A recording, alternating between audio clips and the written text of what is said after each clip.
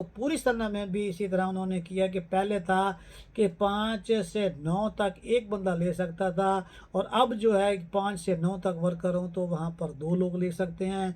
और अगर आप कंपनी में 10 से 19 तक वर्कर हैं तो वहाँ पर 3 लोग ले सकते हैं। और अगर आपकी कंपनी में 20। अस्सलाम वालेकुम, मैं हूं साउथ कोरिया से अब्बास हुसैन और आप देख रहे हैं मेरा यूट्यूब चैनल कोरिया पाक इन्फो। मेरे स्वीट व्यूवर्स, आज की मेरी वीडियो साउथ कोरिया में 2023 में जो E74 वीज़ा की जो नई पॉलिसी आई है उस बारे में, और उसमें जो तब्दीलियां की गई हैं उस बारे में है। पहले दोस्तों, 2023 के E74 वीज़े का जो ऐलान किया गया है उसमें अब आपके साथ जो मैं बात करूंगा कि उसमें क्योटा कितना बढ़ाया गया है और इसमें किन किन लोगों को किस किस तरह वीज़ा मिलेगा, पूरी डिटेल के साथ आप लोगों के साथ इसमें मैं आप लोगों के साथ बात करूंगा। कोरिया में आबादी की कमी की वजह से और कोरोना की वजह से नए लोगों की आने की ताख़ीर की वजह से इस मरतबा कोरिया में बहुत ज़्यादा कोटा जो है E74 का पहले के निस्बत बढ़ाया गया है, जो कि अब इस मरतबा जो तादाद है वो तकरीबन 5000 लोगों को E74 वीज़ा मिलेगा।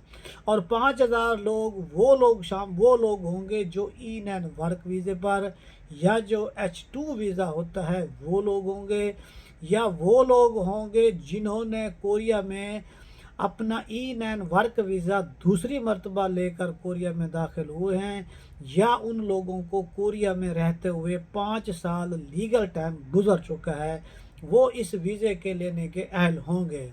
और जबकि जो अभी जो आप लोग सुन रहे हैं कि जो अब इन्होंने रूल तब्दील किया है कि अगर आप 4 साल लीगल रहते हैं, वो कुछ इस तरह से है कि अगर आप कोरिया में 4 साल लीगल रहते हैं और 4 साल मुसलसल कंपनी में काम करते हैं और आप जॉबलेस का आपका उसमें टाइम शुमार नहीं होगा, और आपने तीसरा लेवल भी किया हुआ है, तो फिर आप कहीं जाकर पहले वीज़े में इसके लिए अप्लाई करने के अहल होंगे। तो इसके लिए जो इन्होंने ये जो 5000 का कोटा इन्होंने जो बढ़ाया है, जो इन्होंने कोटा बनाया, उसमें से 2500 ओपन कोटे में लोगों को मिलेगा, और उसके अलावा जो 2500 होगा वो जो जो स्पेशल कोटे में चले जाएंगे या जिन कंपनियों में काम ज़्यादा मिलता है उसमें, और जो तकरीबन 2000 से ज़्यादा उन लोगों को वीज़ा मिलेगा जो कंपनी में कमिटेड वर्कर होते हैं, जिन्हें 600 की बेस पर मिलेगा। अब 2500 तो हो गया ओपन कोटा में, और जो 2500 बकाया है उसमें से 200 उन लोगों को वीज़ा मिलेगा जिन्हें स्पेशल कोटा कहा जाता है, जो 1 जनवरी 2023 से लेकर 10 मार्च 2023 के दरमियान जो पहले जाके अप्लाई कर लेगा उसी को वो वीज़ा मिल जाएगा। इसे स्पेशल कोटा भी कहा जाता है, और इसे खोतुक छुम भी कहा जाता है।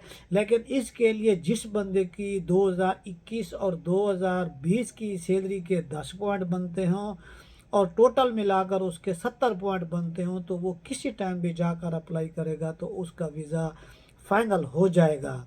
ये इसमें जो बंदा पहले जाके करेगा अप्लाई उसी को मिल जाएगा, और जो बाद में जो रह जाएंगे, या जो अब ये 200 बंदे का कोटा कंप्लीट हो जाएगा तो फिर वो इस कोटे में नहीं आ सकेंगे।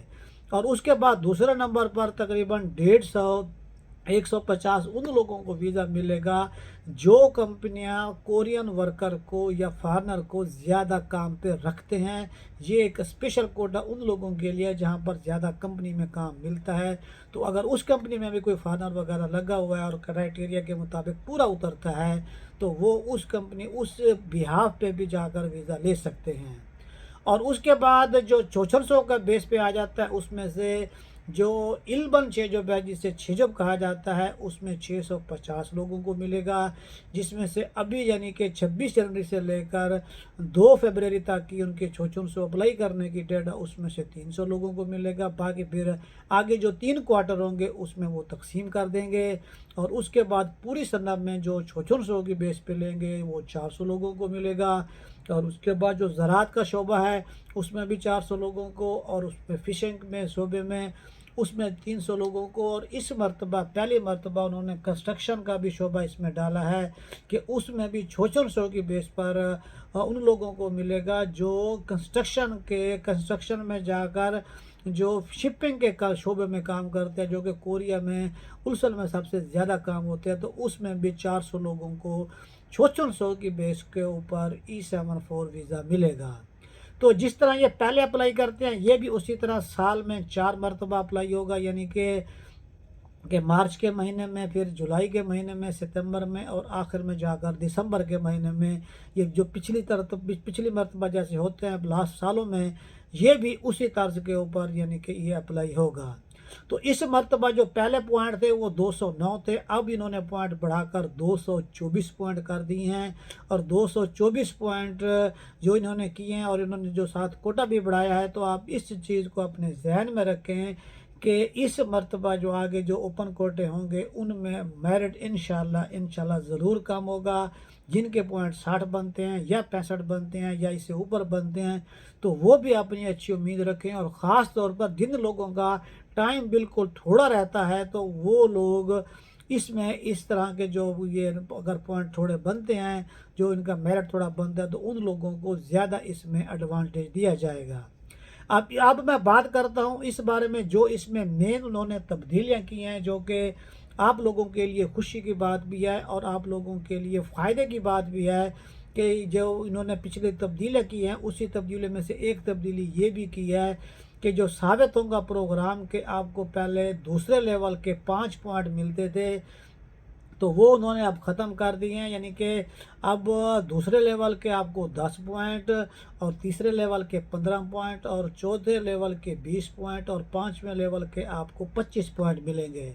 यानी कि जो आपको पहले पाँचवें लेवल के इकट्ठे ही 10 पॉइंट मिलते थे, वो भी इन्होंने ख़त्म कर दिए हैं। और जो आपको दूसरे लेवल के पहले 5 पॉइंट मिलते थे, उसको भी ख़त्म कर दिया। यानी कि दूसरे लेवल से 10 पॉइंट और इसी तरह ऊपर 5-5 पॉइंट बढ़ते जाएंगे। और अगर आप 5वां लेवल करते हैं, तो उसके आपको 25 पॉइंट मिलेंगे। और उसमें लाजमी नहीं है कि आपने अपना हब किया हुआ हो या आपने इस जंग लिया हुआ हो, दोनों सेम है।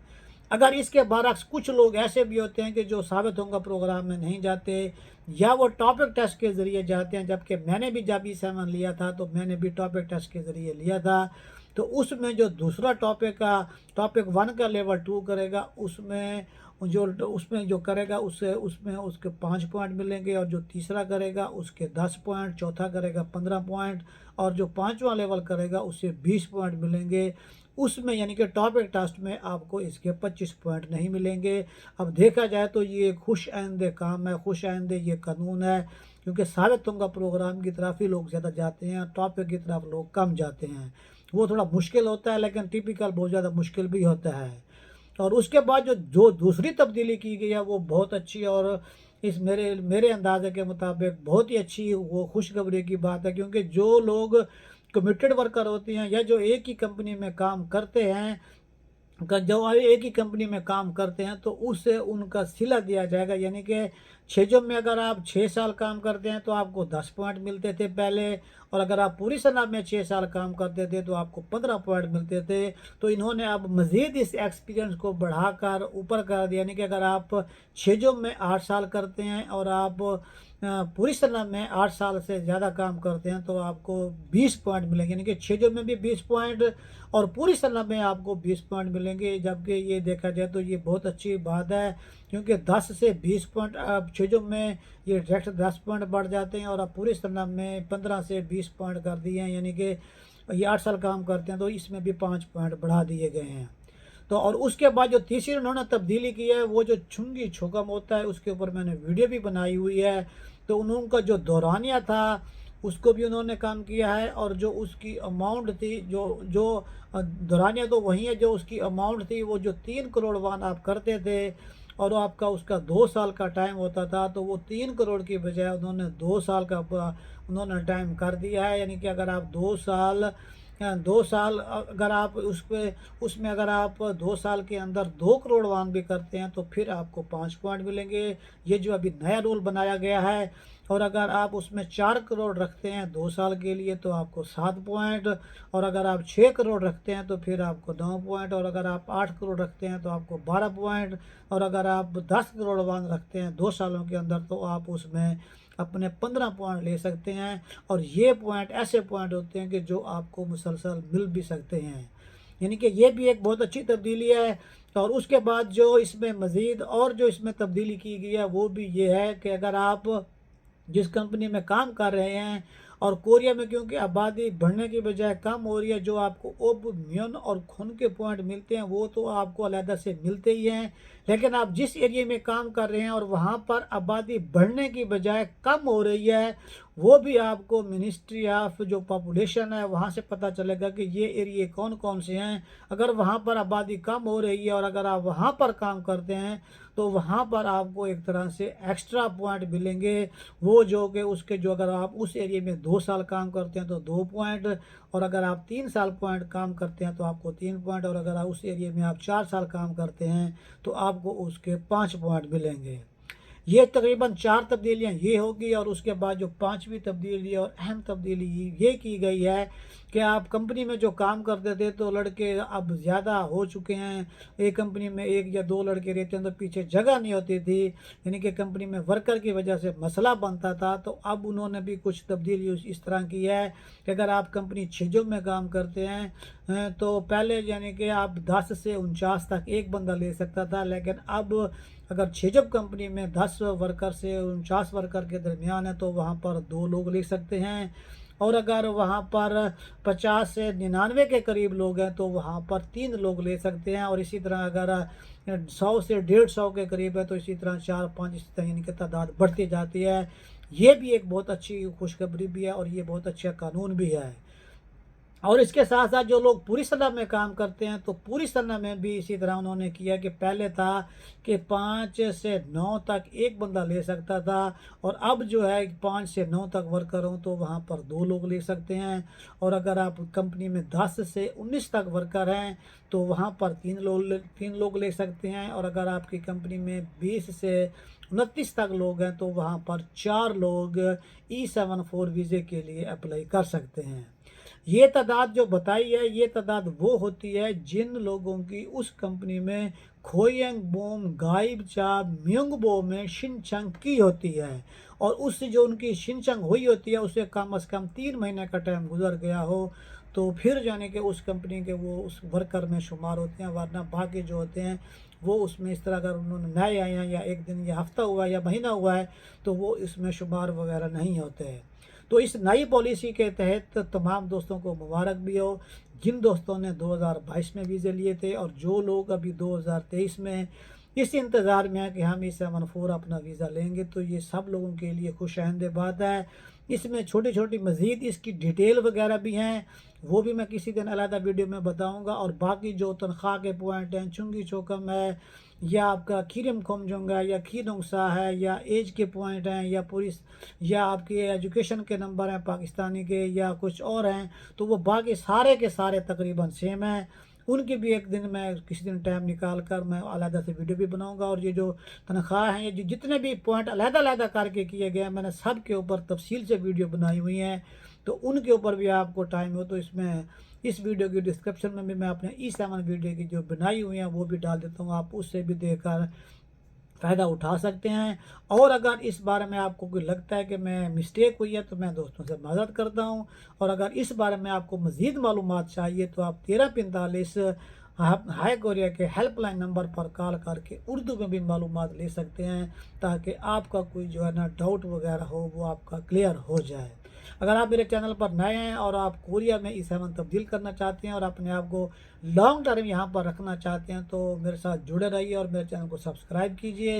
इंशाल्लाह ताला एक नई वीडियो के साथ फिर मुलाकात होगी। अस्सलाम वालेकुम।